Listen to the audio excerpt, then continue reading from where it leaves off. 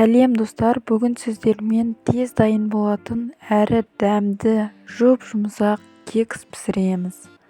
Видеоны соңына дейін көріп, лайк басып, менің каналыма тіркеліп қоюды ұмытпаңыздар.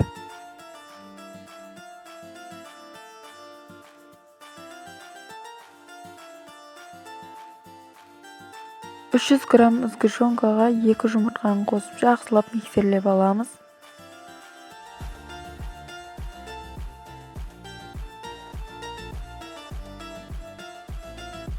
100 грамм май қосып тағы да жақсылап миксерлейміз.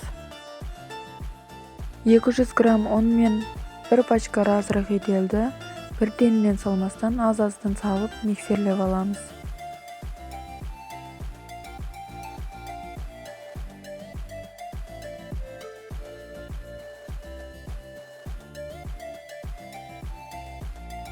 Формаларды майлап, дайын болған қамырымызды форманы толтырмай құйып аламыз. Дәл осы рецептен 20 данна кекс шығады. Достар, дәл қазір менде санаулы ғана оқырман бар. Сол оқырманның санын көбейтіп, менің каналымның дамуына үлес қосып, маған тіркеліп қойыңыздар. Болашақта әлемді бағындыратындай дәрежеге жететініне сенемін. Сіздер соның куәсі болыңыздар.